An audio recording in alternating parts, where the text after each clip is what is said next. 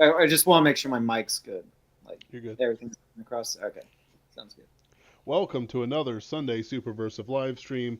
I am your host, Benjamin Wheeler, and I'm here with my co host, Anthony Marquetta. And today we have Isaac Young on to talk to us about the recent Starship Trooper things, satire, media literacy, and a thousand little things I'm sure we're going to talk about. We have a great show for you tonight, folks, I'm sure. Uh, I just want to start with something that I think everyone here might appreciate or not appreciate, rather. From Eurogamer's Twitter, Dune, Awakening, the survival MMO from Conan Exiles developer Funcom, will sidestep religion as a main theme in its alternate history world set just before the events of the book. Now, everyone who is anyone has pointed out that is missing one of the absolute main points of Dune, which is of course religion in space! Exclamation point. And I believe that's a great segue to what we're talking about here with the Starship Troopers movie. Do you mind taking it away, Isaac Young? Well, first, thank you so much for having me on again. I really appreciate whenever I get to appear on podcasts. Um, so I guess which one do you want to explore first, the Dune video game or the Starship Troopers discourse? Oh, I was just using Dune as an example because religion is a main focus in the Dune books. Uh, quite main, central, in fact, to its understanding. And it just goes to show what sort of people, also I think of the same kind, made the Starship Troopers movie. Yeah, I definitely agree with you there. Um, I think I think the people behind the Dune video game are maybe a little less cynical than the director of Starship Troopers. I think tackling religion is that's just going to breed controversy, and they just want to make a video game that makes money. Sure, Uh, but also, I don't think it's an active subversion like the Starship Troopers movie was. I can accept that. Personally, I believe that you can't really understand Dune unless you have at least a bit of an understanding of religion. Yeah, Uh, I definitely agree with that. I think they're just using the IP to make a video game. Like yeah, that's there's fair. there's there's no commentary. There's no I mean there's going to be a story probably, but it'll have zero to do with actually trying to add anything of substance to the IP. Right, I get you. But Starship Troopers. Yeah, I could not add to the Dune discussion if I wanted to. I've never read or seen or played any version of Dune. I only know the plot by cultural osmosis and only very vaguely, so wouldn't Well, contribute much. I get you. Well, I brought it up because it's to me, complete illiteracy of the story and the ability to create something that is remotely connected to it. Because even if it is just to create a quick buck, I do view it as a fundamental disrespect of the primary source. Uh, Sure, there. It's something we've discussed before, though, with different properties. Like I mentioned it with Pokemon. There is a fundamental difference between you made a game that was not good, right, and was a mm, bad adaptation, versus you made a game where you want to make it clear that you hate me, right? yeah, Like there is a fundamental difference between the two. Like Pokemon Scar, the example that we had a whole discussion on this. It's like Pokemon Scarlet and Violet, where I'm like, I'm gonna probably get the next Pokemon game, even though this was like released in unacceptably unfinished state. And the reason that I probably will is because it wasn't, insulting to me. It was just an unfinished game, right? Like, mm, and that's not good. It's not that's okay, but it's like I don't think the Pokemon company hates me, right? right, Like that's the difference here, and It's the same with Dune, where it's like this video game is bad. I don't think the people hate me, and there's a really good contrast here too with like the new Spider-Man games. Now, I haven't played this new sequel to Spider-Man, but I did play the original. I'm talking about the PS4 Spider-Man, right? They call it Marvel Spider-Man, whatever, right? I played the original PS4 Spider-Man. I played it when it came out for the PC. I don't have a PlayStation, but I loved it. I thought it was awesome, and it is. It's a great game. And they made like a sort of midquel about Miles Morales. That's also pretty good, right? Like, is perfectly fine in its own right.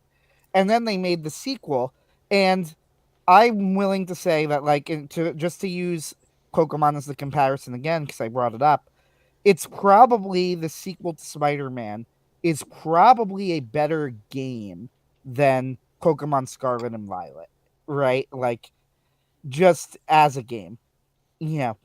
But I've heard some really strange things about the story, and it looks to me, without having played it yet, but just like from the feedback, there's just a really weird vibe that's been coming out about that sequel where I suspect the creators hate me, right?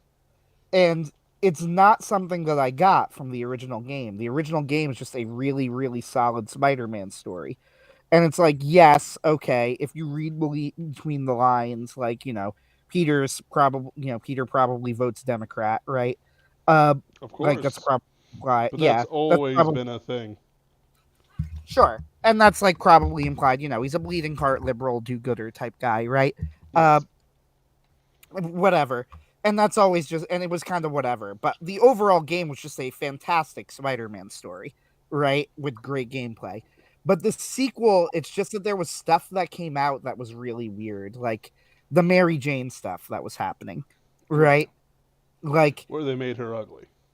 Well, they they made made her her. uglier, yeah, They didn't like just make her. Oh, it wasn't that they made her uglier, ugly. It's that she suspiciously looks like one of the people working on the game. yeah. Who It's and happens? just strange.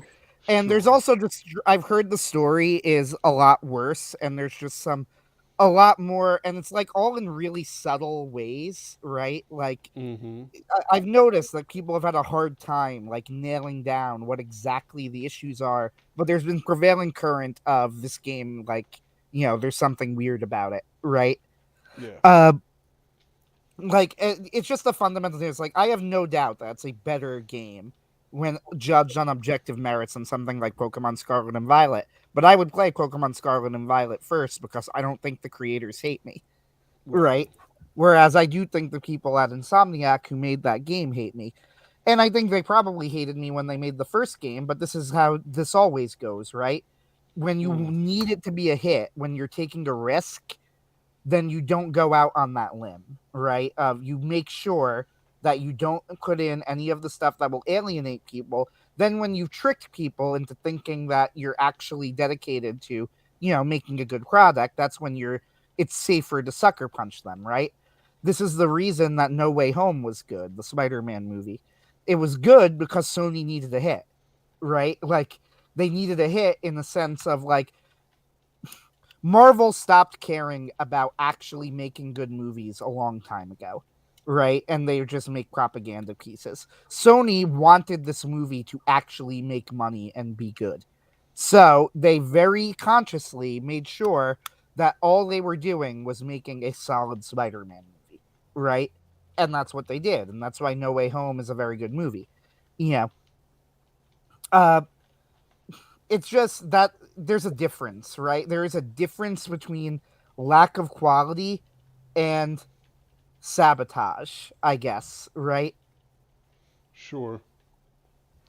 But what I'm thinking about here is that with especially with like Starship Troopers, it was a piece of anti right wing, I guess, propaganda that, quite frankly, was fairly the opposite of what it is because, um, I'm doing my part has become a very popular meme in many different places. Uh, there's basically the whole thing of whoops, you made everyone a little too sexy for this to be a proper satire. Because you can't really satire something you're making look like it's, hey, this is actually pretty amazing. Everyone seems to have purpose and is thin and beautiful. Co-ed showers, etc., etc. uh, Yeah, I've read the Starship Troopers book, right? I haven't seen the movie. So, for those who don't know, the book, here's the nicest thing I'll say about Heinlein. Like a lot of the writers of that era, he was like a creepy old man, right? He was a degenerate. Uh, Mm. he was also he was like an arch libertarian who then took it to like a real extreme where it became like uh he became really really leftist in his later years. He wasn't like that in his early years. So part of it was the fact that in his early years when he was writing his juveniles, which Starship Troopers was I believe the last, right? Heinlein's juveniles are mostly better than his later books. And I say mostly, there are exceptions, right? Mainly The Moon is a Harsh Mistress to my understanding, but What? uh no, it is an exception, like it's good. Oh, okay, yeah, yeah. Yeah, I'm saying that that's one of the exceptions, like it's good. Uh, and it's not juvenile. Stranger in a Strange Land is an absolutely awful book, one of the worst sci-fi novels ever written. Uh, it is unreadable dreck. But anyway, his Yes. juveniles were mostly pretty good, right? Like I read The Puppet Masters and really enjoyed it as well. Have Spaceship Will Travel is a classic, you know. So why were they good? Well, the answer is that he had an editor of his juveniles who had very tight creative control, and the editor took out all of the creepy stuff in his books. Right? Like all of the creepy stuff he wanted to add to his books, his editor ruthlessly edited out, and she was able to do this because with some justification because they were juveniles, right? So Heinlein didn't really argue too hard about it, right? Like, okay, fine, they are for kids, whatever. Uh, when she removed the editorial hand, that's when Heinlein spiraled out of control, But in Starship Troopers, I would say that first off, it's important to recognize that Heinlein does not always agree with the ideas that he's putting forth in his stories, right? Like this is very important to understand about him. I do not think that Heinlein actually believed the society that he was offering up in Starship Troopers is actually the ideal society. He was just presenting an alternative, right? Like he likes to present alternative societies just as an alternative, a thought experiment, right? Hmm. uh he does the same thing in The Moon is a Harsh Mistress, where again I would say that also has the weird thing with like plural marriages and whatever. But to be fair, in that book I don't think that Heinlein would necessarily say that that's like the best way to do things. It was just a different way of doing things, right? Well, And they he did thought that, it because women on the moon are incredibly rare, like one to yeah, that 10, and it's right. either men kill each other over women, or Come you up with a system. come up with a Hmm. system. Right. And that's the sort of thought experiment stuff that's like more acceptable, right? Mm. I think that Starship Troopers was somewhat in this vein. So the basic premise of the Starship Troopers novel Hold that on, Isaac Heinlein. Young. What's your opinion on that? Oh yeah, sorry. We have a guest. Go ahead. I'd say it's a okay. So the novel is clearly a vehicle for expanding upon a political philosophy. Yep. All the characters, save for Rico, are just examining various aspects of uh, what Heinlein's trying to outline. They're not characters necessarily in of themselves; they're archetypes of a society. Um, I enjoyed the book. I really liked it, but I can see other people hating it. I guess my overall opinion about Starship Troopers, the book, versus Starship Troopers, the movie, is that the book's a completely different animal. than even the thing the movie was trying to criticize. Correct. Yeah, the concept behind the book, and I completely agree with everything that you just said, by the way, like you're 100% right. The concept that he was trying to explore behind the book was, okay, Heinlein believes that the way that we're running society isn't working. So he's like, well, what if in order to be a full voting citizen, you had to serve in the military, right? And then explore like what would such a society look like? What would the values of such a society be, right? Like if you were the sort of person who would thrive in that society, right? What sort of person would you be? And that's Rico, right? Germans in Rico is a Argentina. guy. What was that? Germans in Argentina. Where I know the Germans in Argentina meme. I don't know the connection to this. It's I'm calling him. Rico from Buenos Aires. Yeah. And Oh, He's Aryan as they come. yeah. I get you. Okay. Yes. Right. So, as Rico is the sort of guy who will succeed in the system. And the key here that Heinlein is kind of trying to point out is that Rico is a very ordinary guy. It is one of the few books, if you know the sociosexual hierarchy, where the main character is pure Delta, right? Yes. And Rico is as deltas can be, and that's the point, right? It is a peon, right, to the normal guy, to the grunt in the military, the sort of person who would make a great soldier, right? And that's going to be, but a normal soldier, not a world-renowned leader of men, not a changer, but those are the sorts of people who would thrive in this society, and that's who Heinlein is praising in the book. The normal person, the hard worker, right? The person who will put their lives on the line for their friends, knowing that it's going to be dangerous and that they could die, and knowing that they're going to be scared, but they're going to do it anyway, right? And because they have a sense of duty. Yeah. And that's what the book is like an ode to. And there are also some weird political things in the book as well. Like he suggests that all wars in all of history at one point um are caused by resources. Fighting over resources. He actually says this, that like explicitly. He says all wars are caused by fighting over resources, all of them. And he goes, "Well, what about the Crusades?" And he's like, "Nope, them too." He's like, "You just think they're not, but they actually are." And he doesn't even explain this. He just goes, "Oh, by the way, if you study it, he's right." Like they don't actually bother explaining because there is no explaining. It's obvious nonsense, Right. right? Yeah. There however, that was a common theory at the time. Right. Yeah. Like it's not like Heinlein pulled that out of thin air. He didn't. This was like the prevailing wisdom of the times. And of course there's a two extremes here. Like obviously the vast majority of wars aren't due to religion. Which Vox Day did the math on this years ago and concluded it was somewhere around the lines of like 7% of all wars were actually religious wars. But they're also not due to lack of resources. Like, that's just manifestly not true. Right. And very, very, very easy to disprove. With the example that they give in the book, by the way, the Crusades are a great example of a war that has nothing to do with lack of resources. And Heinlein doesn't explain it. He just goes, "Oh yeah, by the way, if you study it, it's true. He's right."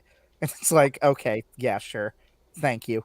Mm-hmm. Uh, but it's a good book. Like even besides that, I think people sometimes exaggerate where they go, "Oh, it's just the political tract." I wouldn't say that. There are some really nice battle scenes. Like the battle scenes are all very well. I want to say organized, if that's the right word. Like there's a lot of thinking that's clear or obvious that goes on in the battle scenes in the books, right? Like it's clear that he's put some thought into the operational logistics of what's going on in the scene. uh and he has the genuinely new science fictional concept of that's one of the first examples that we see of mech suits, right? Like Heinlein was arguably the inventor of the mech suit. I'm not 100% sure of this, but like certainly he was one of the earlier examples of it. Uh, which was a major science fictional contribution of Starship Troopers. Uh, yeah, the other thing too, like this is very explicitly contrasted with the movie, is that they are fighting a war of extermination against the bugs for survival, right? Like, this is not a morally gray war. This is a war where if they don't fight, they will die. Yeah, like there is no guilt in fighting this war. It's Okay, true. I don't know much about the movie, so that's my spiel on the book. I think it's good. I think it's worth reading. I don't agree with a lot of it, of course, but it's all very interesting and presented in an interesting way. It has some genuinely interesting sci-fi ideas, and it and it has some very well choreographed, well thought out battle sequences. The movie, however, I've never seen.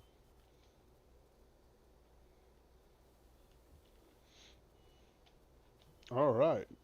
Uh, I suppose it comes down to uh, the next sort of step here. Paul Verhoeven famously created this movie, uh, neither seeming to know nor understand his audience, or perhaps he understood it and hated it. Isaac Young, why don't you? So, part of the reason why I wanted to bring you in to talk about this is because a lot of your memes tended to be, I don't know, ground zero. I don't know whether you're tapped into a different part of the meme sphere than I am, but I seem to see your stuff happen before other people's memes, if you get me. So even though Helldivers was bringing some of this up to the public consciousness, uh, I should say that it was you that I don't know seemed to be talking about it the most, or at least have the most responses. Uh, what's your thoughts on that? How people Um, responded to your statements and whatnot.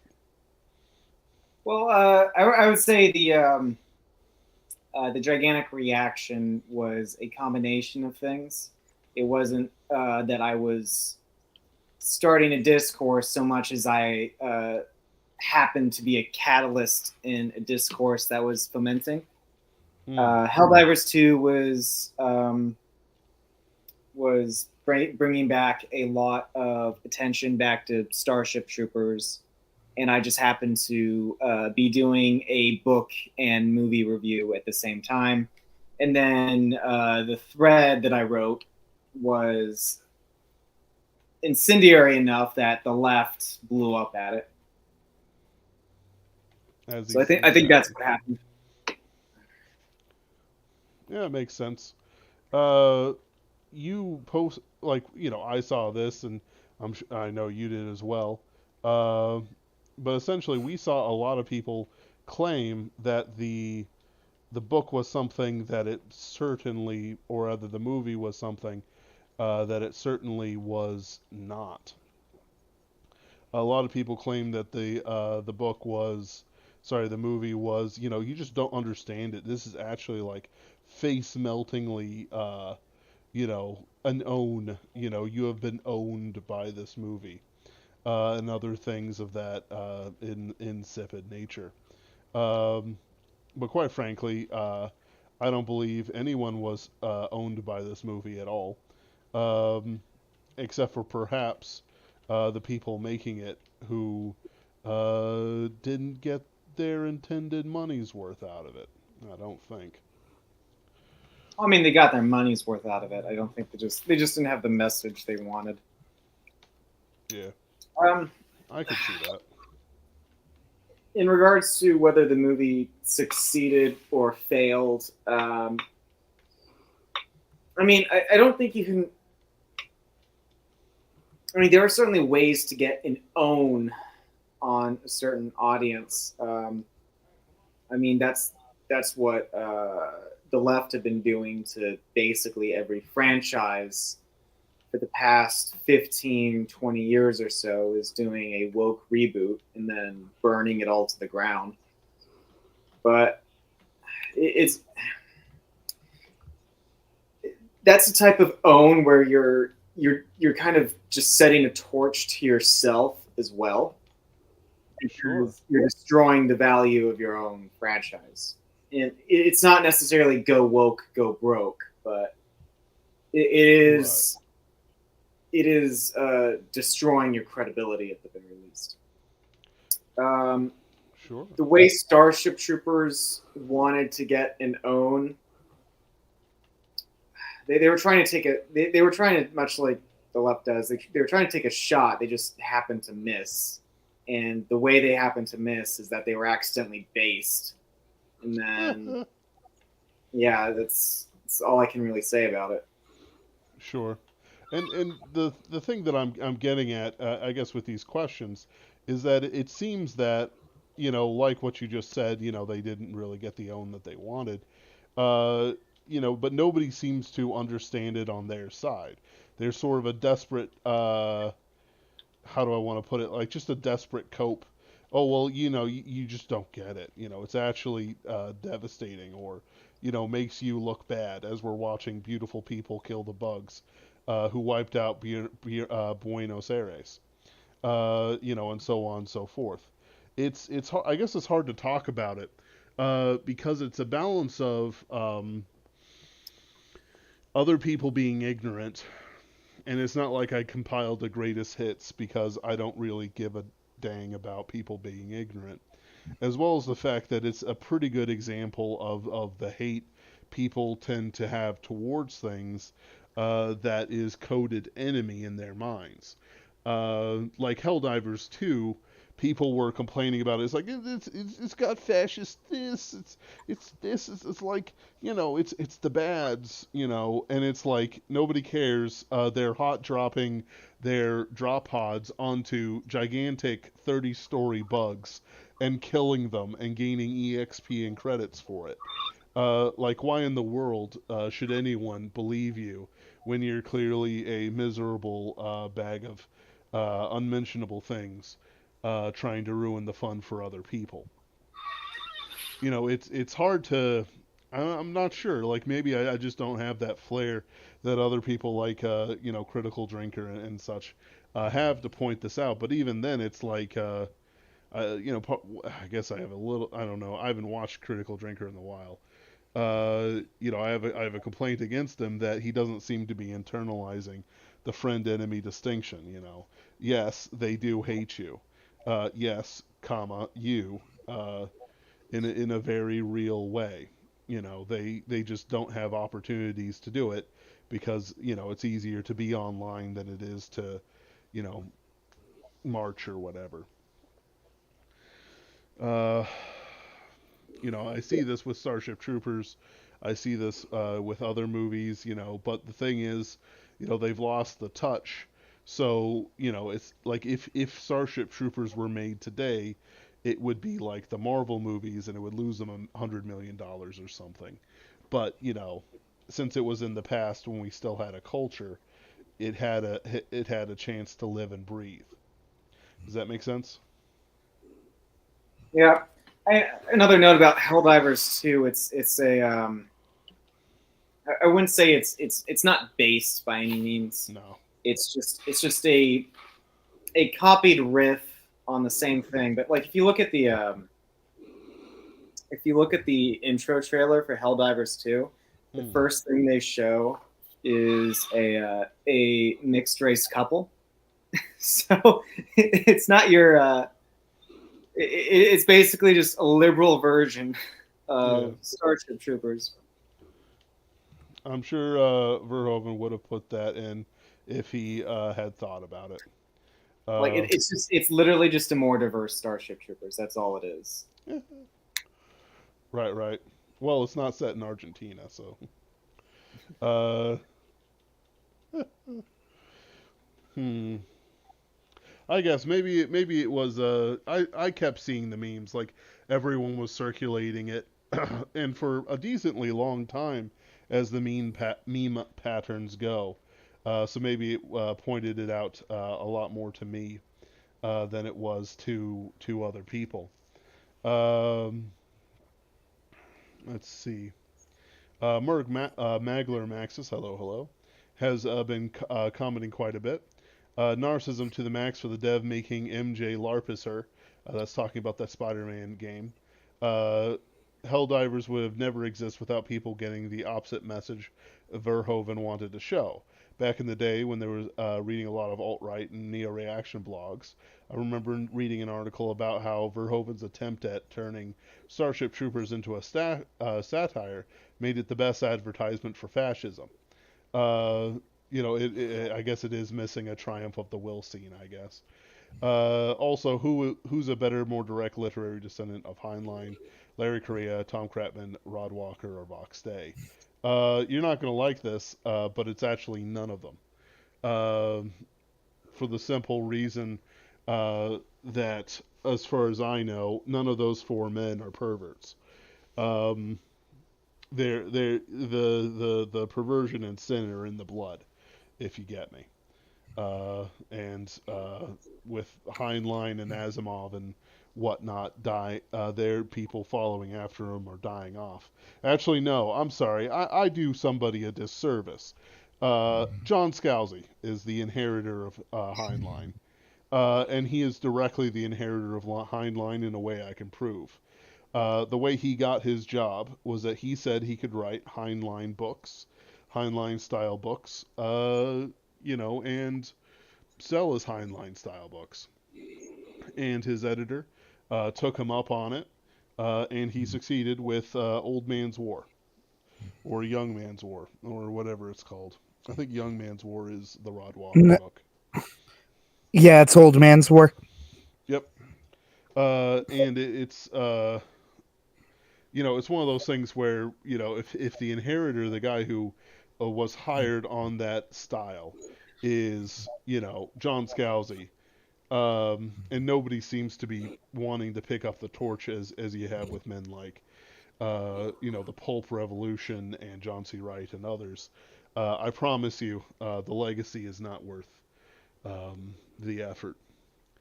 And it's kind of, I guess it's kind of weird to say, but it's like, in the past there have been direct literary and thought ancestors and, descendants throughout it. For example, Hegel and Marx are, fairly father and son, just like Schopenhauer and Nietzsche. It doesn't matter that Nietzsche and Schopenhauer disagreed on some matters, or that Hegel and Marx disagreed on some matters. Is that there is a flow to the thought work that is being done. And the flow for Heinlein got shunted into John Scalzi without a fight. Um, it's a similar thing with Asimov. Asimov stuff, there were quite a few thoughtful, writers with some decently hard sci-fi, but the actual feel of Isaac Asimov's book kind of just went nowhere. Nobody really does Asimov style science fiction novels who anyone talks about. You might look at somebody like William Gibson, but no, he has a completely different style to Asimov.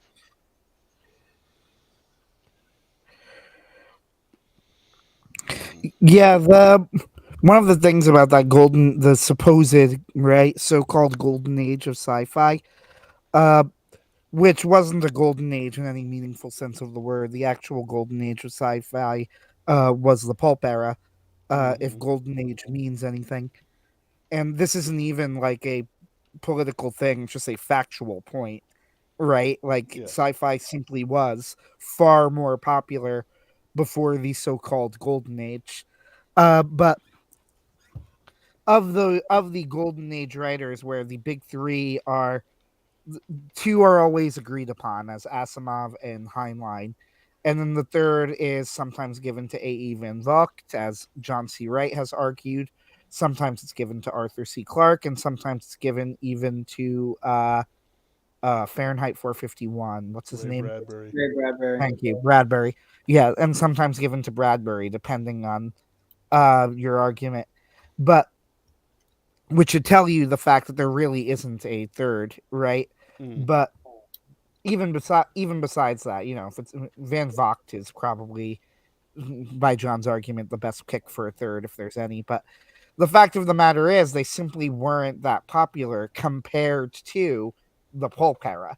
Right now, Yeah. I will not argue that Asimov wasn't popular or Heinlein wasn't popular. Right. They were popular, right? Like that would be a straw man. It's just wrong, right? If you were to say that they were extremely popular and successful authors, right? Let's give Mm-hmm. them their due for what they deserve. Uh, but the fact of the matter is that as popular as they were, they did not have anywhere close to the reach of Edgar Rice Burroughs. Yes. Like not even in the stratosphere of the reach of Edgar Rice Burroughs, who is on the short list of most influential authors of all time. Yep. Yeah, I agree with that. So go ahead. No, I said I agree. Yeah, so there's really no it's not that surprising to me that after their death there wasn't much of a literary influence left by them, because to be honest they just weren't really that special. Like they were just popular authors in their era, Yeah. and that's fine. That's most people, Right. right? Like I don't think that there's any shame in that. But the fact that they didn't have that big of a literary influence isn't that surprising to me. Because it's like, well, why would they? They were, Yeah. moderately, well, more than moderately, they were successful sci-fi authors, which is whatever. Right. They were the luminaries of their day, maybe. Like things. I give Asimov a bit more credit than the Pulp Rev tends to, just because I like Caves of Steel and I think his robot stories are better than people give him credit for. But they're detective stories with Yes. sci-fi. Like it's a different sort of thing. And for some reason, I like Nemesis, even though it's kind of bad. Moon is a harsh Never read mistress. Nemesis. It's all right. It's about an evil So star. you're exactly right about Asimov's robot stories. Now, I'm a big fan of the robot stories, as is well known. I have got Robot Out, which was a direct homage to Asimov's robot stories, right? And make no mistake, I intended God Robot as an homage. It was not a critique of Asimov, nor was it a refutation of Asimov. It was closer to a love letter to Asimov, right? Like that was its intention. That is, as the creator, right? I could tell you this. That was the intention. It was not meant as like it was not a book that was conceived as a response to Asimov. It was meant to be in the tradition of Asimov, right? Of his Right. robot stories. And the reason is I liked the robot stories, but you're right. The robot stories need to be understood for what they are, which are literary puzzle stories, right? And some of them could be quite clever. And even the ones that weren't quite clever, just for pioneering that idea, they're quite clever, right? Like that is a genuine thing that they did. The three laws of robotics and crafting stories based around figuring out, how the three laws interact is a clever concept for a story. Uh, and this is why the Caves of Steel, in some ways, is Asimov at his absolute best, because it's him doing like Asimov writing a mystery novel is pretty much exactly what he should be doing, right? That plays to all of his strengths. And The Caves of Steel is an excellent book. Very, very strong, well structured mystery with a great ending. Yeah. Uh, I did not really think that either sequel was particularly good. The Naked Sun seems to be remembered very fondly. When I read it, I was pretty unimpressed with it. I recall I was kind of disappointed because I thought Caves of Steel was great.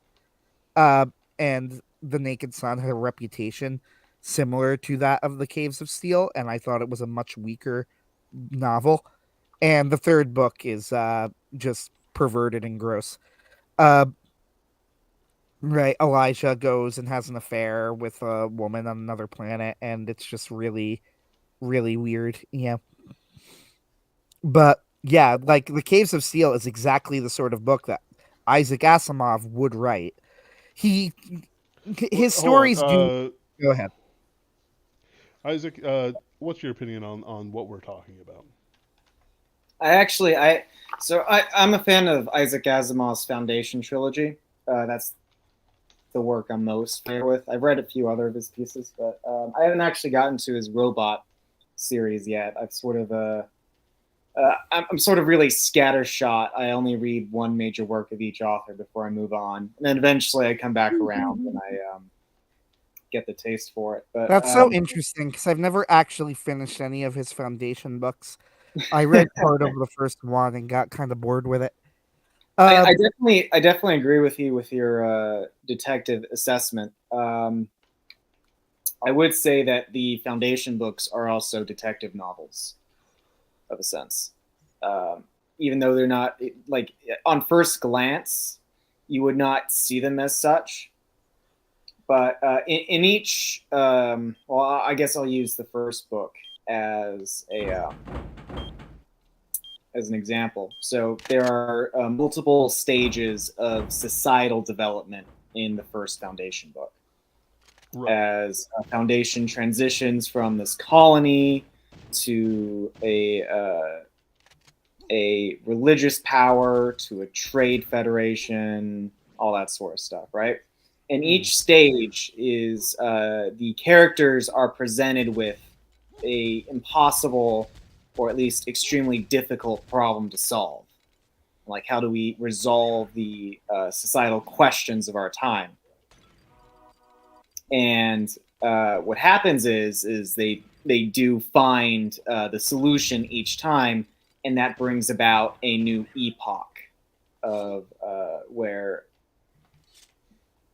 of different norms and values. Mm.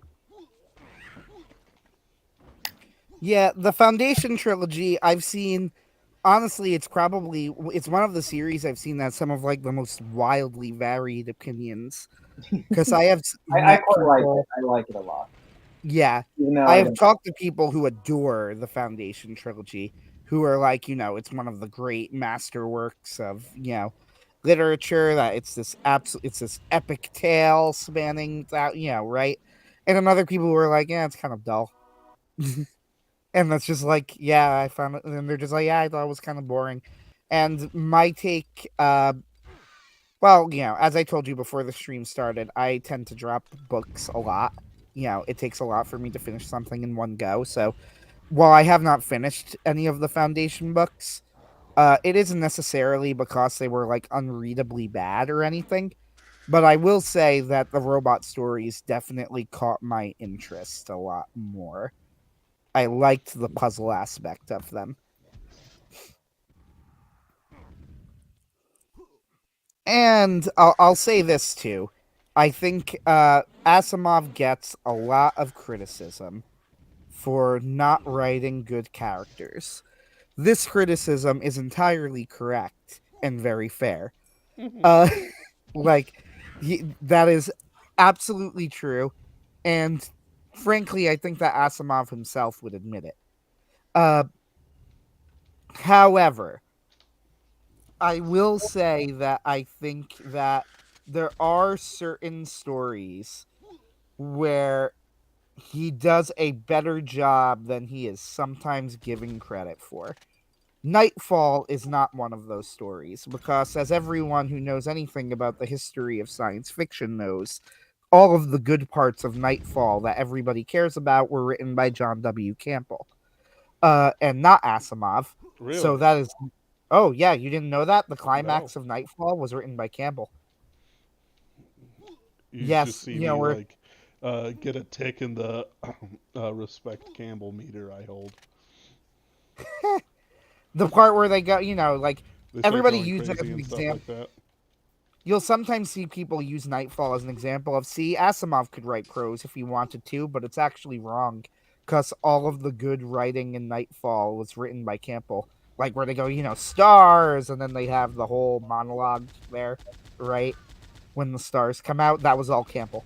Huh. If I can interject here, Go for it. Yes. Please interject. with literary analysis, in terms of trying to understand a book's strengths and weaknesses, I definitely agree that Asimov stories have flat characters, but I think I think trying to understand those stories through those characters is sort of the wrong approach, because just like Heinlein's Starship Troopers, I think most of those characters are not supposed to be individual agents, but they're supposed to be archetypes of the ideas Asimov is trying to explore. At least that's how it came across to me in the Foundation trilogy. Sure. Continue. I mean, like, my point is, it's sort of like you should try and weigh what a book is trying to accomplish, rather than saying, "Oh, hey, a story has to have the best characters, the best prose, the best plot, um, the best like we all sort of treat these components as individual things we can take apart and rate out of 10, Hmm. whereas my favorite approach is trying to assess what a book is trying to go after and how its individual components relate to its objective. Yeah, I agree. Like Yeah. when you're analyzing Asimov, especially like again, I can only talk about what I've really read in depth, like, since I haven't read a full Foundation novel. I can't really talk about it properly. I might have actually finished the first one now that I think about it, but whatever. It's been a while anyway. But anyway, when you're talking about Asimov and like his robot stories, it is important to note that he very much he knew what he was doing when he was writing the stories, right? Like Hmm. he very much wrote them as puzzle stories where the character was secondary. If the characters were primary in the stories, then they would have been different than what they were, right? It wouldn't have been the same type of story, and you wouldn't be analyzing it in the same way, if that makes sense. Uh, right? But Yeah. on the flip side here, though, there are moments where Asimov uses the characters and insight into the characters as like the climax of the story. I'm particularly remember there probably his best, in my opinion, his best robot story. And I bet you Ben will remember it if I talk about it. Do you remember Liar? Nope. It's the story where there's the robot who is lying to everyone. Susan Calvin is in love with a scientist, and she asks the robot about it, and the robot tells her that the scientist is also in love with her. And he then lies to someone else there that he's on the verge of getting a promotion, and that's why they're treating him weird when he's actually on the verge of getting fired. And the climax of the story is that Calvin like gussies herself up to try and attract the other scientists, only to be devastated when she learns that the robot lied to her, and the person was not actually attracted to her at all and is confused at what she's doing. So when she realized, and then everybody there kind of realizes that the robot's been lying to them about various things the whole time. So Calvin, when she learns this, basically loses her mind and walks in and intentionally drives the robot insane by saying, like, wait a minute. He goes, "You're stuck in a contradiction, aren't you?" And she goes, "Because if you can't lie to us, because if you lie to us, then it will hurt us in the long run. But if you tell us the truth, it will hurt us now." And then she just keeps repeating this over and over until the robot shuts down. And everybody looks at her and it's like, "What did you just do?" And it's like, "I drove him insane." And she did this because she was so angry and embarrassed about being tricked into Right. thinking that the guy was attracted to her. Now, that's a character based conclusion to the story, Yeah. right? And quite a strong one, I think. Like, for a guy who's not known for writing good characters and strong characters, like, that's a very strong character beat for Calvin. Uh, he has a couple of moments like that in the robot stories, but that's the most memorable to me. Liar is my favorite of the robot stories, by the way. Later on, when he starts, I think that Asimov kind of start trying to like outdo himself in coming up with loopholes to the three laws, where it started to not really be a solvable problem anymore. And it was like it started to make less and less sense. You especially see this in the third of the robot mystery novels. But the early ones, which are more simple, and you get stories like Runaround, which is just a robot that has to circle a certain area over and over again because it can't make up its mind whether to come back or to go forward, because either way could lead to disaster for the humans. Yeah. Like that's a very simple idea, but it's a good clever concept for a sci-fi story. Yeah. Right. I just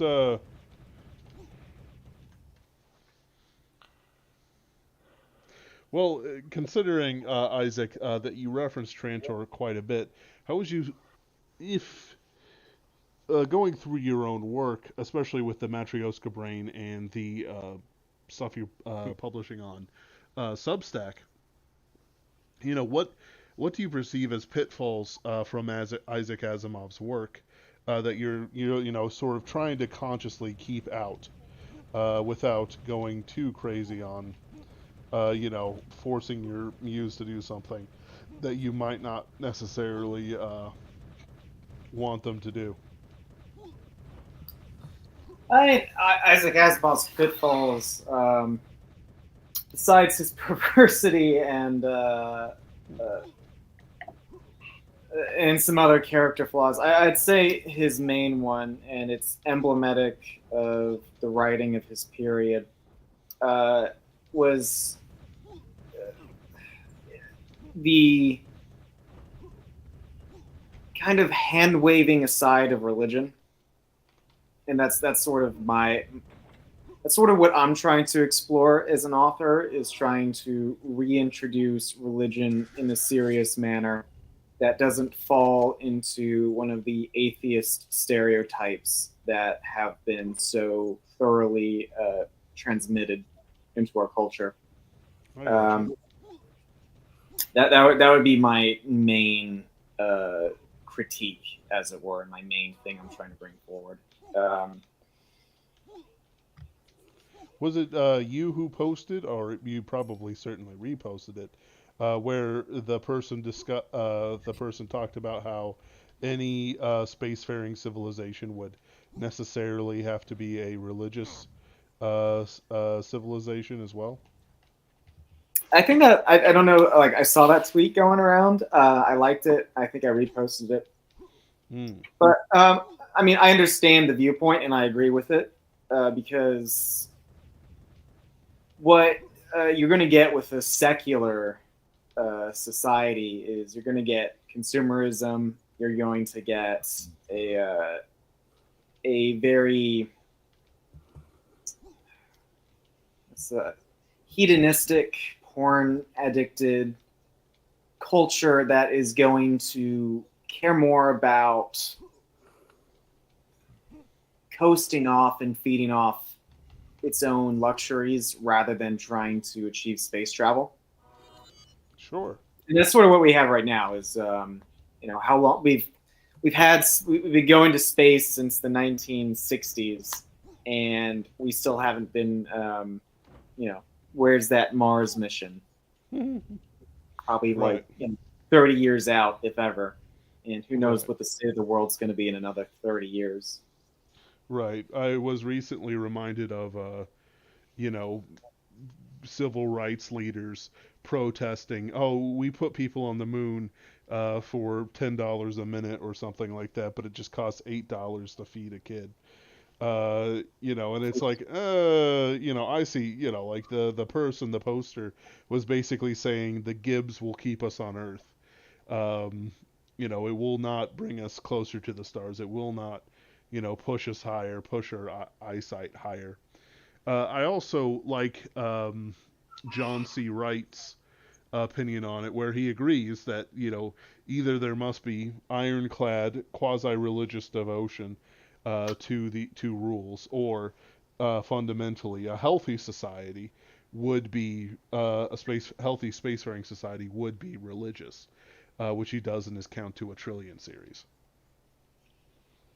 Yeah. Yeah, I completely agree.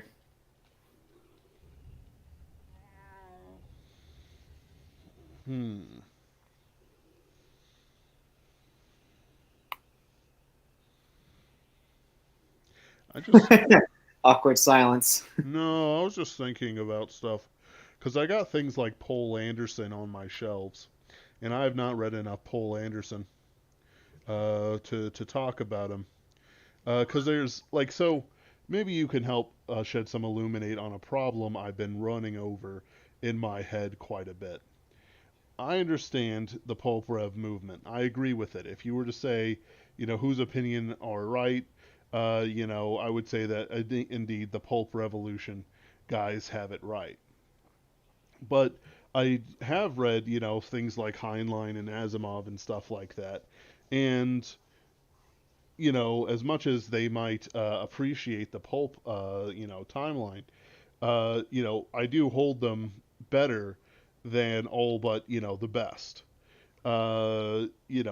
Even though I have, deep problems with Asimov and Heinlein, especially because they could not govern their sexual morals, hungers, appetites, whatever you want to say.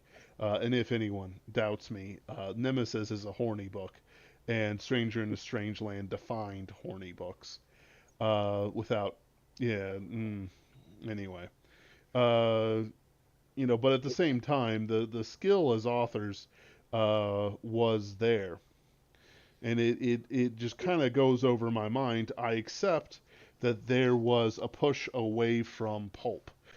John W. Campbell made deliberate choices away from pulp styles, and I've never quite been able to have a satisfying answer for how these things balance out, like qualities. Was it truly better in the pulp era? And it was for certain regards, like their luminaries are absolutely bright. But at the same time, it's like, you know, Star Wars came out at a certain time, Star Trek came out at a certain time, and they came out after Campbell. Does that make sense? Yeah, so you're trying to wonder why we can't produce similar works now? Yeah, no, it's more like I'm trying to understand other people's opinions on this. There's there's the pulp revolution crowd who say that pulp is best. Don't read anything past the 1950s or whatever. Um, but then it's like I do like I'm looking at quite a few of the books on my shelf, and even though I do have my collection of Edgar Rice Burroughs, my Conan's, my Solomon Kane's and stuff like that, and of course they're on the best shelf. But it's like I don't feel it's as bad as people say. I personally feel that the movies and TVs was the bigger push. That and people moving away from densely packed cities and into sparse suburbs did more to harm book sales than uh, anything else, because you're no longer picking up the magazine at the magazine kiosk as you go to work. Does that make sense? Kind of. I still. So you're trying to figure out like why some people like different eras more than others. Yeah, I guess it's more like a universal statement that they make. I don't believe that we're in as bad as straits about science fiction as we were in the past. Like going into the 2000s, for example, they were right. They were completely and totally right. I can't think of a good science fiction book that isn't like John C. Wright that was published in that era. I remember going to the library, hitting up the new books, sex, sex, sex. Something that was obviously bad, but the library brought anyway. Sex again. Doesn't mean anything. Nihilism, nihilism. Matrix riff. And it just kind of. I guess I still need to think about it because there's a sort of dodge that I simply can't accept. I can't accept that John W. Campbell was the reason everything went bad. I guess that's a good way to put it. Yeah, so that's one thing that John Wright had called out actually. We love our boy J.D. Cohen, who wrote The Last Fanatic, which is all about how the science fiction ghetto kind of got formed. But John C. Wright, after J.D. Cohen came out with that book on it, John C. Wright on his blog said, like, I totally disagree with basically everything I sang. And it's not that J.D. was reporting things that were wrong, because he was talking about, how certain fans and conventions kind of took over the field and whatever. But he was saying they were not the direct cause of the change in science fiction. Like, pulp was already losing popularity, right? By the time Campbell came in, and Campbell was the most popular. He was the most popular because he sold, right? More than the others. And John saying, for some reason, pulp had been losing out in popularity. And JD is going, oh no, it was artificial, right? Like that it was fans that were driving it, and these weirdo fanatic groups, right? And John is there going, no, it wasn't artificial. It was reaction, right? So I don't know. I haven't studied it enough, honestly, to say which of the two was correct, right? And part of my problem, so I like the Pulp Rev guys. They're good guys. They're good to interact with. Back in the olden days, the golden age of the Superversive blog, uh, when Jeffro was running the Castalia House blog and brought them to a golden age for a while, right? And I was one of the writers for it, by the way. Uh, Back in those days, we used to go back and forth sometimes with the Pulp Rev group, because the Superversive group and the Pulp Rev group had overlap but weren't the same, right? We had somewhat different goals. And one of my issues with the Pulp Rev group, I think, is kind of what you're saying, which is basically if the Pulp Rev guys were to say that pulp is something that we really like and is really good and there should be more of and it shouldn't have died, I could agree wholeheartedly with all of that, right? Like, that is all correct and I agree with it. It's when they move on to say, and also other stuff shouldn't exist, that I start having a problem and I go, no, I don't agree with that. Like, there was a period where Jeffro was going after the Lord of the Rings. I think he still goes after Lord of the Rings. Yeah, he still He goes does, after yeah. the Lord of the Rings. Yeah, that hasn't gone away. He does. And he's right and wrong about it, right? Like, if he were just going after, going after the Lord of the Rings in the sense of, like, the Lord of the Rings shouldn't be the model for all modern fantasy. If he stopped there, I would wholeheartedly agree with him, right? Like, yeah, you're absolutely right. Derivatives of the Lord of the Rings are not the only place that fantasy can go. That's not the only thing that fantasy can or should be. That's not what it originated as, right? Like, Right. Totally, we're on the same page. It's when he turns into, and also the Lord of the Rings was a modernist work that made fantasy worse and was a net negative and shouldn't exist, where I'm like, that's completely wrong. And he would sometimes say things too that were just factually wrong about the Lord of the Rings, right? Like, factually incorrect statements about the Lord of the Rings. Like, he would accuse Tolkien, for example, of editing his work so that it would fit in with the in crowd, which, if you know anything about Tolkien and you've researched the creation of the Lord of the Rings, the idea that Tolkien would try and edit his book for the approval of the literati is such a laughable idea. Like, it's absurd.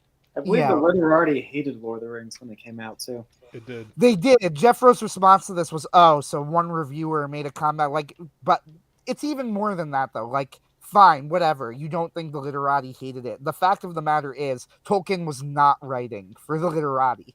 Like, he absolutely was not. It's absurd to think that he was.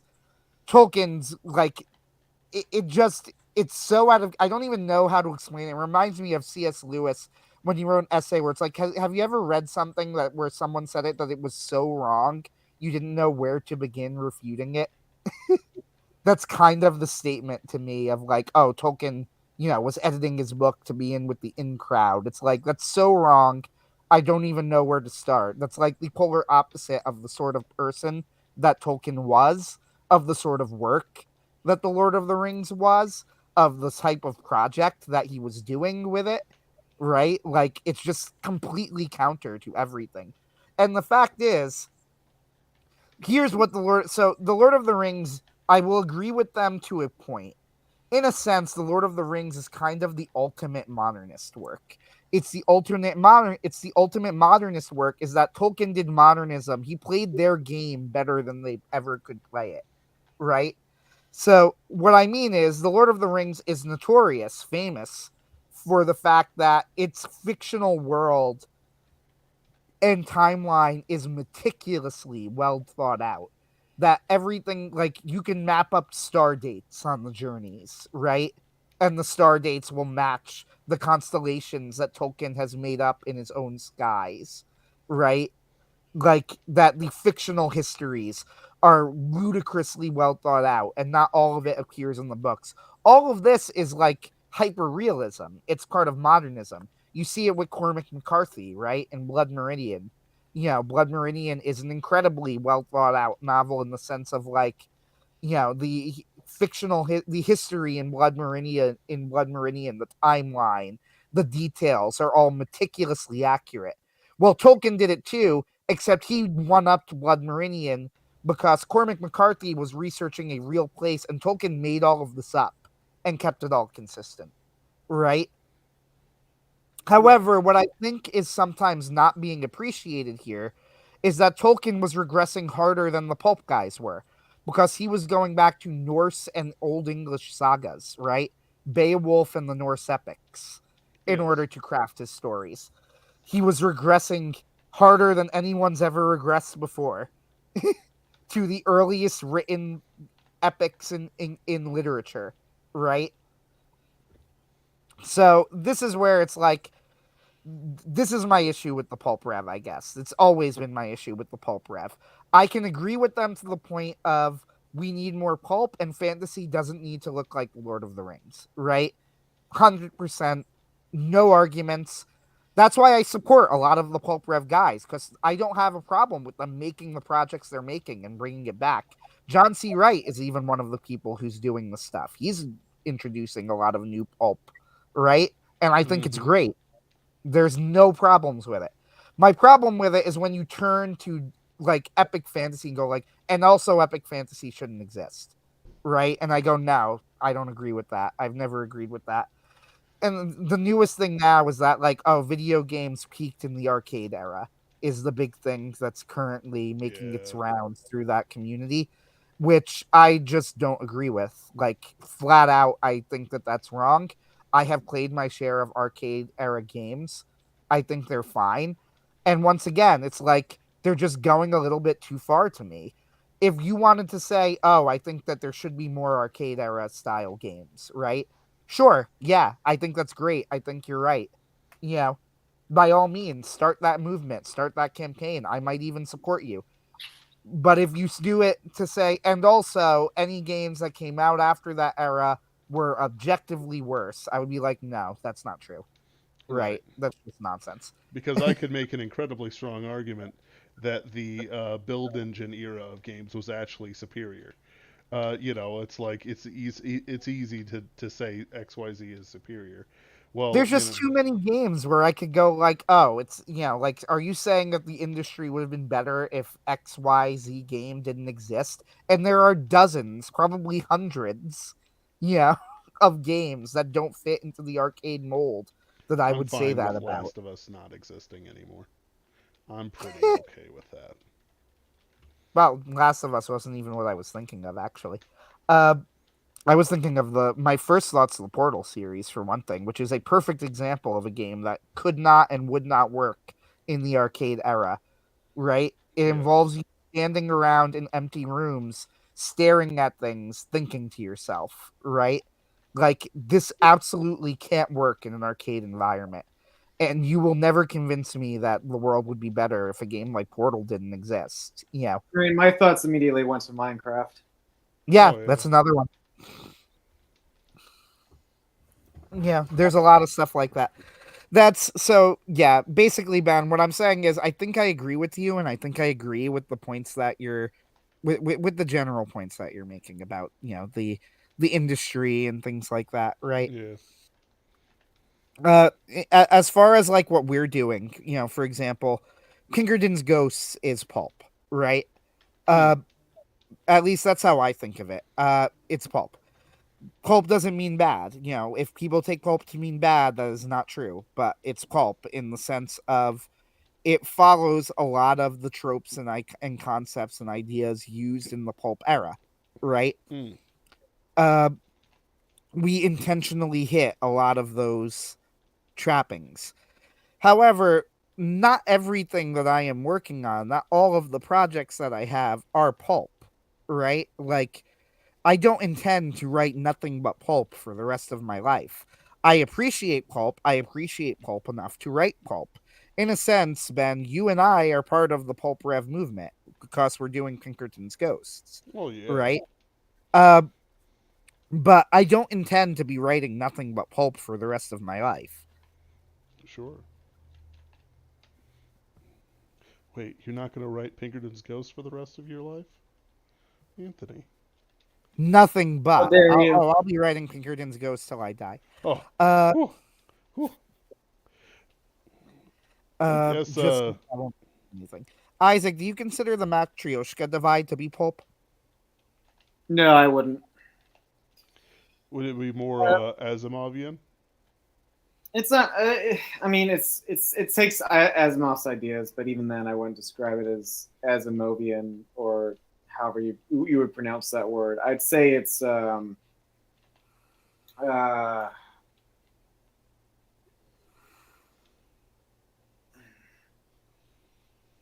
say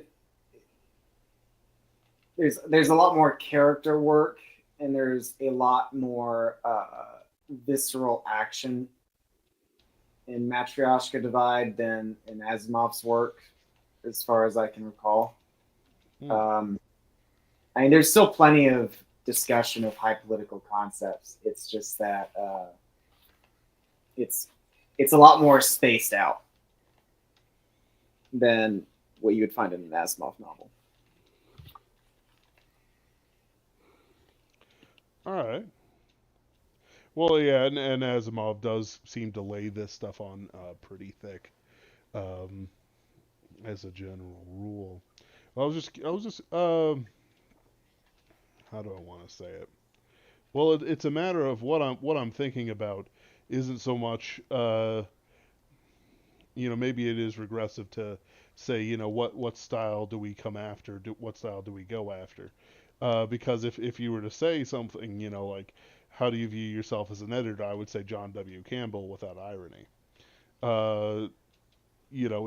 There's a strong image. I need to have a strong image of what the story is, and I need to make it so that it, will do its job for the story and to sell and all this good stuff.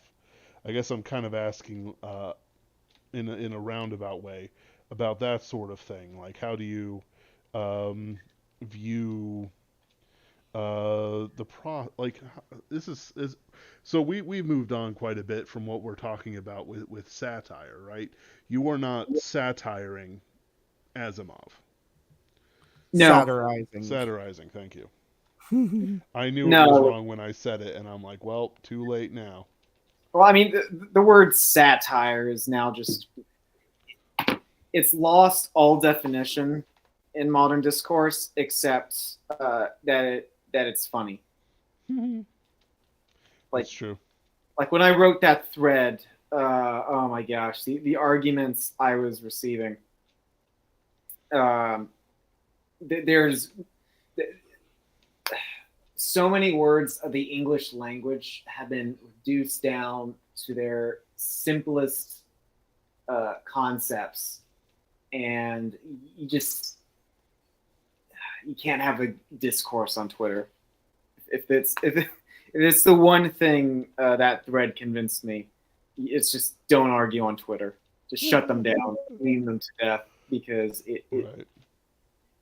Like, they will use the simplest definitions in order to be like, so they can get you on a roundabout way when you make your arguments. Like, for example, I said, "Here's why Starship Troopers fails as a parody," and then everyone substituted satire instead of parody. Oh, Because those words are synonyms, even though I went to great lengths to explain that they're not. And then I also had a bunch of people accusing me of saying that I didn't understand the difference between a parody and a satire, because one of the tweets I wrote unfortunately implied that by accident, because I was dealing with everything rapid fire at that point. right. And it, yeah, and it, somebody's a little too close to their mic. Um,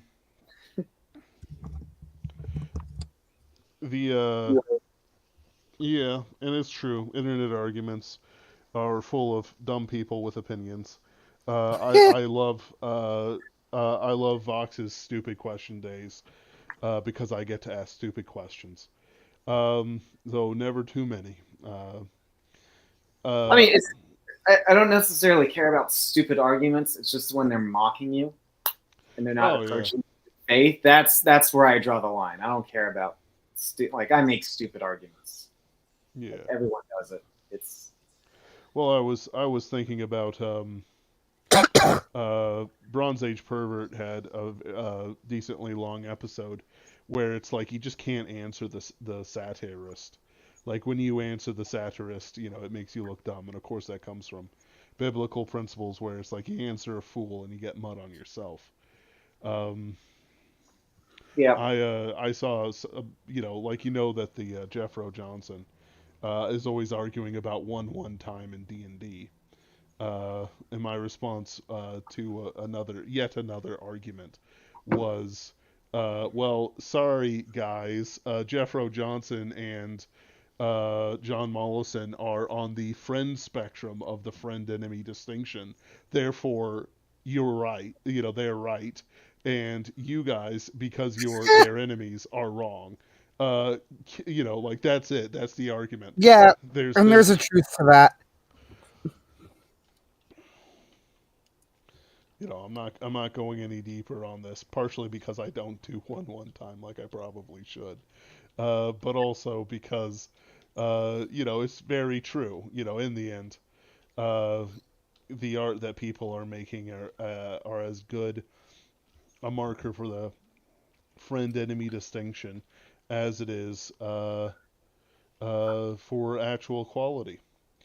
Uh, Oh, but by the way, JD showed up in our comments in our live chat. So along with Bradford, who is of course our mod, but uh, Bradford says JD Cohen has the receipts on Campbell and how he opened the door to the wreckers that murdered the Pulps, but JD Cohen responded immediately afterward. Campbell is not the reason everything went bad. So it's a little more complicated than that.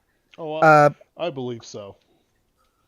Bradford says no one aspiring to literary respectability approved of Lord of the Rings. Not even my teachers in high school did. And JD says my only issue with Lord of the Rings is a lot of people worship Tolkien in a way that borders on idolatry at times. Mm, Otherwise, it's excellent. Um, I mean, I suppose, to be honest, I think I pretty much think it's deserving of all of the praise it's gotten. Like, if you were to ask me, like, it's one of the greatest books ever written, I would say, yeah, actually. Right? So it's hard for me to even say that, where I sort of get it, where it's like, yeah, okay, idolatry, right? But on the flip side, yeah, I consider it just to be an unbelievably profound novel. Uh, beautifully written, perfectly executed, really a work of genius. With that said, is it the end of what fantasy can or should be? No. Right? Obviously, there are other literary strands you could draw upon besides The Lord of the Rings. right. I actually Uh, think we should probably be moving away from Tolkien's aesthetic and style. yeah, I think that that's fair. If for no other, so part of the problem with Tolkien is that he was such a singular genius, right? Like he was a philologist who was an expert on, the epics and things that he was working on, and on creating languages and on crafting worlds, where it's almost like there are certain lessons you could take from Tolkien, yes. Mm, But in terms of trying to imitate Tolkien or write in a Tolkien-esque style, it's almost impossible because you're not Tolkien, right? Like, on the flip side, I feel like someone like Robert E. Howard, I could write. Don't get me wrong, Robert E. Howard as a stylist is almost beyond compare. yes. He's probably greater. He's probably a better stylist than Tolkien is, to be honest. Right? Well, it's like when people bring up like Robert E. Howard, and it's like, oh, if you like this, you like Fritz Lieber, and it's like I'm reading like Fafhrd and the Grey Mouser, and they're good, they're a great time, but there's like at least two orders of quality between Fritz Lieber and Robert E. Howard, and I always kind of go, huh? Whenever I see that. Right. Like the my point with Robert E. Howard that was like, even though he is like an incomparable stylist, I feel as if it would be easier to be like, hey, I want to write something in the tradition of Conan the Barbarian. Like, you don't need to be as much of a singular genius, to Sure, write I in that get you. style. Uh, let's see. My only issue, yeah, and then Bradford Walk goes, that's news to me. And I made a point of like, to be clear, as I earlier I had laid some mild criticism on JD's book, but we here at Superversive Sci-Fi are very pro JD Cohen. Very much so. Uh, And so of course, whenever he has a product that he wants to, sell or a Kickstarter or whatever, he is fully invited on uh, whenever he needs. yep, yep. But the Lord of the Rings, like that's just kind of my thought on it is like they go, oh, it's a little overrated. I'm like, actually, I'm not really sure if I would say it's overrated. I feel like at that point it's like people calling like the Divine Comedy overrated, right? Right, the reason people are calling Tolkien overrated is not because of the quality of the work. It's just because they're tired of hearing the same discourse about Tolkien. Yeah, yeah. It's Yeah, Don't it's get me just a wrong. way of phrasing that. It's not so much, at least for those acting in good faith. It's just a way of trying to move the conversation to something else. I agree. I totally understand, and I totally understand that.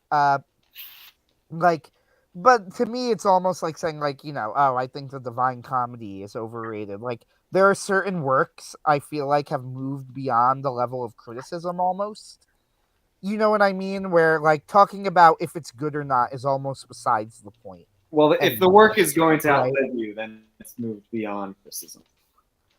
I mean, If it if what? you I'm as an sorry. individual, not the worker. Can you repeat that? I'm sorry, I missed it. If the work is going to outlive you as a person, the Oh, person is oh, criticizing the work, then it has moved beyond criticism in a sense. yeah, right.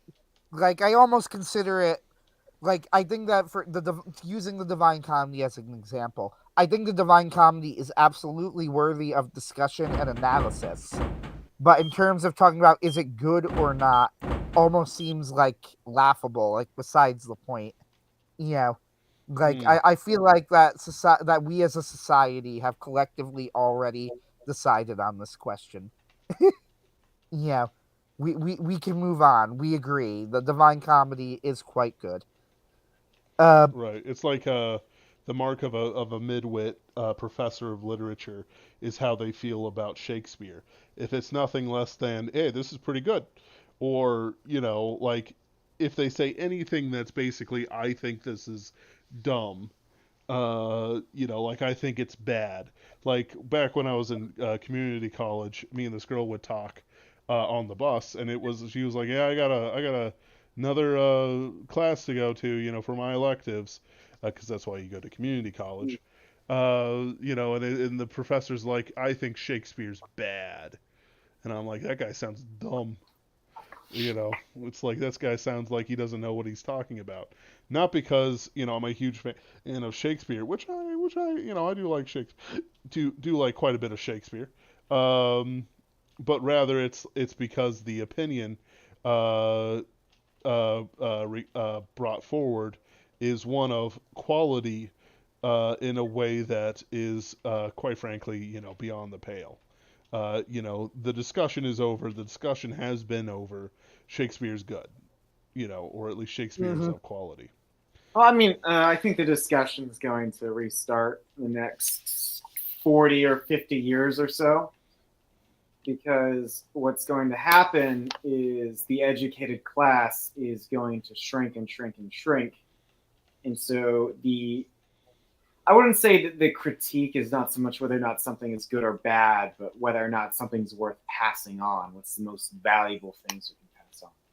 Because we are going to reach a bottleneck in short order about what will be carried on in tradition and what won't. Yes. That's true. Yeah, I could agree with that. Yeah, yeah, that's yeah. Uh, because I do think of men like George MacDonald and William Hope Hodgson and even Lord Dunsany, who are quite frankly forgotten outside of our circles. Um, I think I mean we're going to be in short order. We will be losing works that previously we thought were immemorial.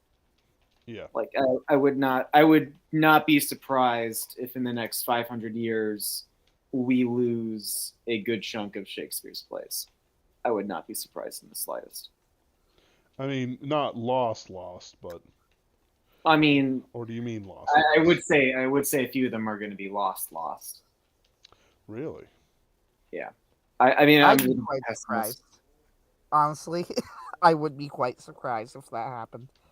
I was Uh, just thinking I because mean, I've got like 3 complete works in my family alone. But it's all right. So I think looking at the situation with the youth right now, mm, you have very few people who are going to be interested in preserving these things going forward, yes, and it's still shrinking even among Gen Alpha. And I don't know where this is heading, so I could be very wrong about this. But if the digital doesn't need to be necessarily destroyed, but so much as you don't know how to access it or it gets, it gets lost. And in terms of physical copies, those have a reasonable chance of lasting if they're preserved correctly. mm, But so I've been thinking a lot about this, right? And because I know exactly what you're talking about. And I've been thinking a lot about this. I am more optimistic towards the preservation of digital than I used to be. And the reason for this is that I realize something that as we think of like, oh, older works lasting, the thing is that normally they don't, right? Like physical copies of books, and especially books made nowadays, we make them faster, cheaper, and of worse quality, yeah, that's a right? very good In point. the 20th century. Now you say that, and then you look at like older books and whatever, right? And older works, most of them didn't last. Most of them died. So I go, okay, so most older stuff eventually degrades. yep, And modern stuff is, if anything, worse made, so it will certainly degrade. So what has a better chance of surviving? Digital works or physical works? And as I've been thinking about it, I used to think like you, right? And think like, well, this is a big problem that we have all these digital works. Eventually, they're just going to be lost when we can't access them. But then I thought about it, and I was like, you know what though? Like, it's really not a substantially different or worse problem than what we've always had in yeah, terms of preservation.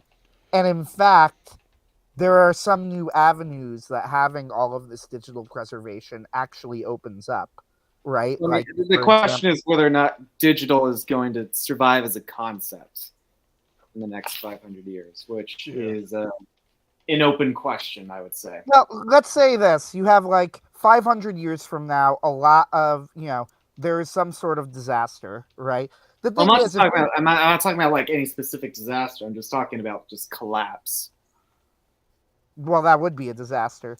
If you're I losing mean, all of digital, that would be a civilizational level collapse.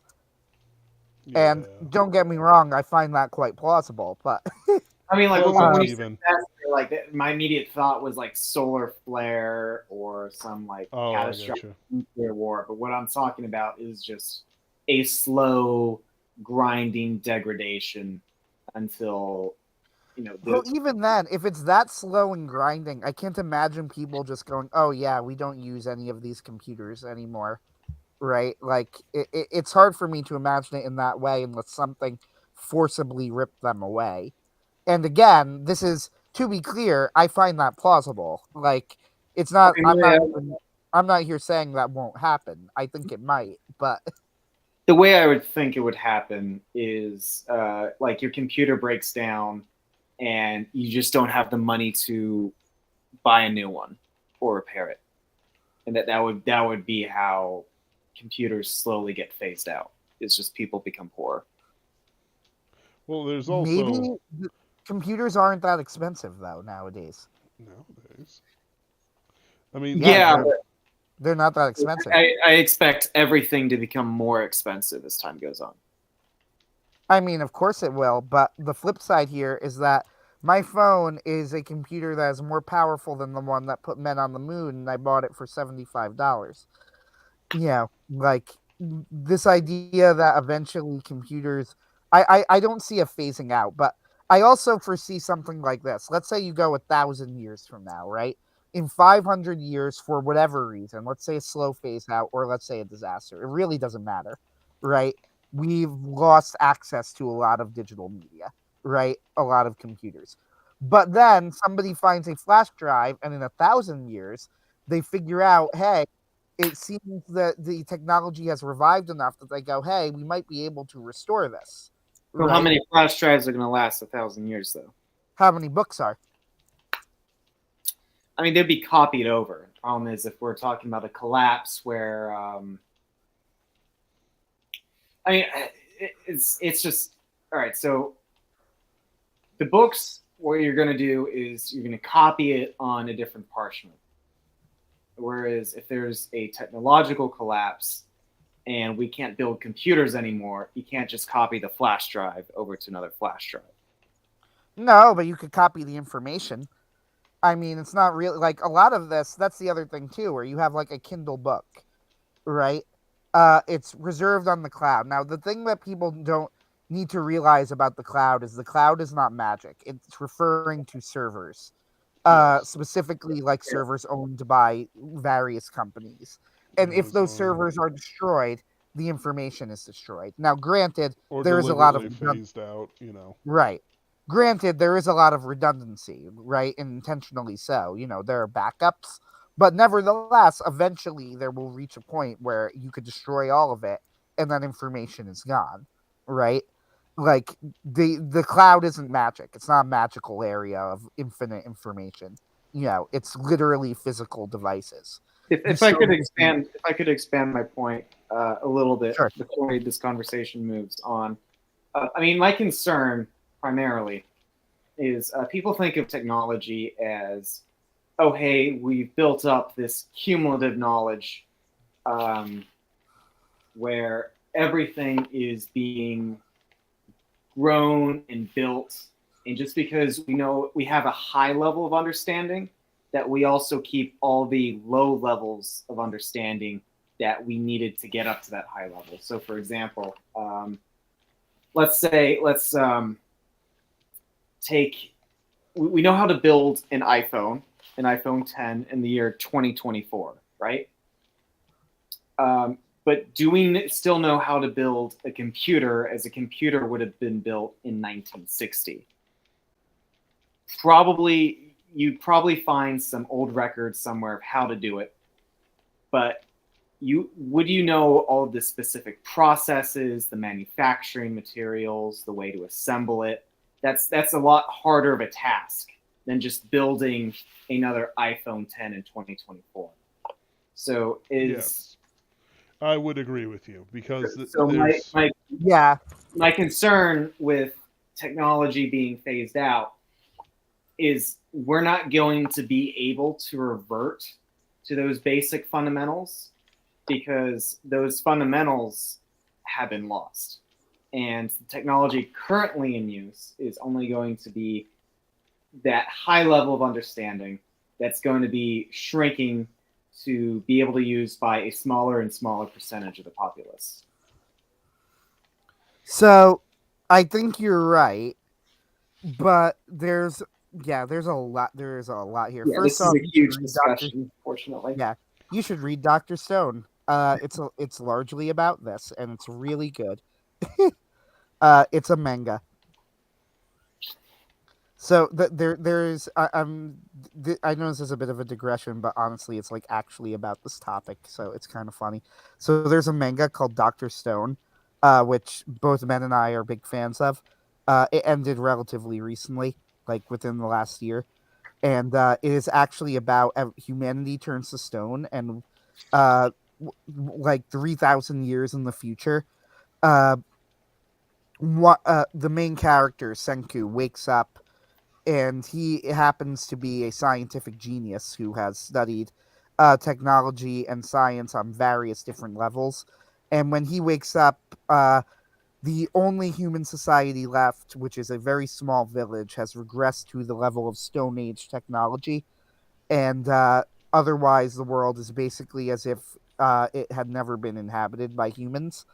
And Senku needs to begin the rebuilding of society literally from the ground up, like using only with armed with nothing but his knowledge of how old technology worked, right? So pretty much exactly this premise. So kind of cool that somebody thought of this. But anyway, that's neither here nor there. I mean, obviously, it's a completely fictional story. Uh, right. So anyway, like going on what you're saying, I think you're right.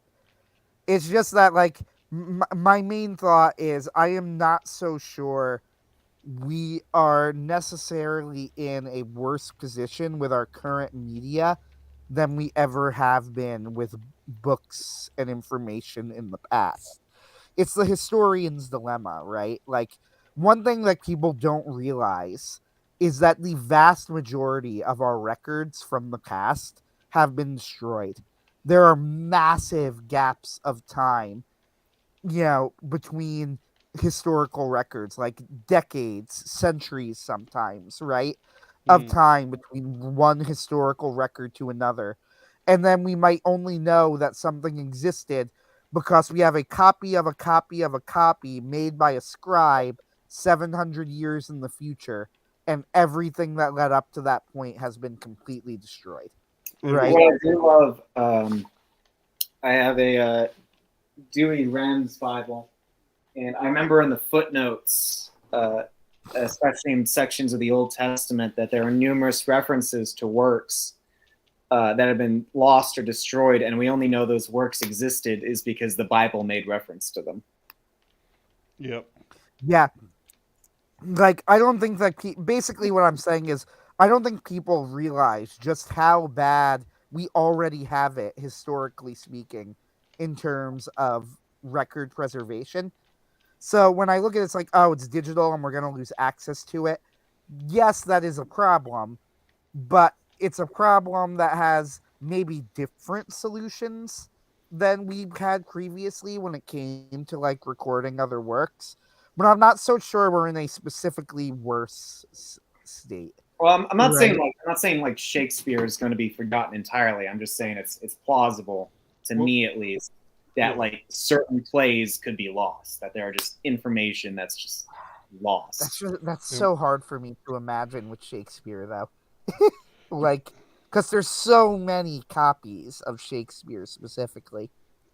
so let's Perhaps look at this a Shakespeare's a different bad way. example. But like, Yeah, Shakespeare. Yeah, like maybe not Shakespeare, but it's like how many plays have you actually seen of Philip Marlowe? We have yeah, Shakespeare in the park, but we don't have Philip Marlowe in the park here in St. Louis. But there's also like we've seen it in our own times. In fact, within the last few years, and that's the Flash media program being shut down. All of a sudden, thousands, hundreds of thousands, maybe even as a low million plus of games that were made in the Flash engine no longer playable until we found a solution. Yeah, I was gonna say though, that kind of points to what I was saying though about there are solutions to these things. Like Hold the on, fact of the there's matter a is, we part were two able to to play this. them pretty soon afterward. Well, that was because we had dedicated people who have plenty of time and autism on their hands to take care of it. The second part of this would be to say, take Newgrounds, right? When Flash went down, they basically said, well, we can't use our vast Flash archives anymore. Uh, so what if the next step, instead of them working with people to, get Flash working again on different program, was instead they're like, well, we're shutting down. All of a sudden you have, not exactly great quality games, but you have however many games are in the Newgrounds archives are now gone. They are gone. Many of them were only uploaded to there 12 years ago, 16, 20 years ago now, and nobody cares enough to keep them up. Maybe some people have copies on their computers, but that's a electronic medium that can be destroyed much more easily than a book can. Like a book, you have to actually like provide something to it. Like you have to, it has to be eaten by bugs and then burned or covered in tar. Or, but even then, that doesn't stop people from pulling information from books. In fact, they just started working on some Dead Sea Scrolls that were basically charcoal and started pulling words from it. So, you know, but if Internet Autist 97 gets busted by the FBI for going to sites he shouldn't have, that stuff's lost forever. The hypothetical Flash games he has is just gone. And then how many other people? I don't have any Flash games on my computer. Even ones I really enjoyed, like Heli Attack, just don't exist as far as I'm concerned. Like, even though they existed, they were certainly a thing. I can remember with my mind's eye what Heli Attack 3 looked like, what the gameplay was, how it acted, and all this other things. You know, there's a good chance that especially with mini clips going down and other things like that, that there could be a state, in fact, in our lifetimes, where there are no more copies of Heli Attack 3, no matter how and it was very popular. Like, it was top of the charts for, you know, 5 years. Like, it was a ridiculously long-lived Flash game, very popular. I dig what you're saying, Anthony, and I dig what you're saying, Isaac. But I'm much more on the depression side of things. Media can be lost, and it can be lost easily. And quite frankly, I'm okay with a million fan fictions burning, uh, as much as I'm okay with a million pagan rituals burning in the Library of Alexandria. Do you like that? Do you Yeah, like that connection? Saying I that suppose. archive of our own is the same as the Library of Alexandria. Do you like that? Do you like that Counterpoint thought? though. Here's a counterpoint though. I actually would very, very highly value recordings of the exact pagan rituals if they were still around. I think it's a great disappointment that we don't have access to them. Not because I have any interest, of course, in enacting any sort of pagan ritual, but because I would like to know what they were actually doing. Killing Like, people, I'm Anthony. curious. I do have to let you guys know I have to sign off in about 10 minutes. Oh, that's fine. That's the plan anyway, so you're good. Yeah. No, I man, this is much more interesting than the stuff I wanted to talk about at the start of the discussion. Uh, and perhaps we will someday in the future. Uh, I think we've all made our points here. Let us sign off. Isaac Young, will you tell us where we can find your information, what projects you're working on, and what we can expect from them? All right, so I'm still I'm still writing on my Substack called Trantor Publishing. Yes, sir. I've also started up my own YouTube channel, Isaac Young, where I'm currently doing several audio productions. One I'm currently finishing up right now is the first 10 chapters of The Domes of Calrathia, which is my post-apocalyptic fantasy story. I'm also commissioning a 10-chapter audio production of Giga Heroes, which is my dystopia superhero story. And those are the YouTube and Substack are my primary places where you can find my content right now. Hoping to expand sometime in the future, but that's where you can find me for now. Mm-hmm. Excellent. I do have your YouTube and Substack linked in the description below. Do check him out. Isaac Young produces great work. Um, yeah, it's I think I should have struck more when the iron was hot, but circumstances did not allow us to do it because I think there was much more vim and verve in the Starship Troopers thing. And now everyone's talking about Helldivers too. And let me tell you guys something. It looks fantastic. Those capes were a fantastic addition to that game. Let me tell you.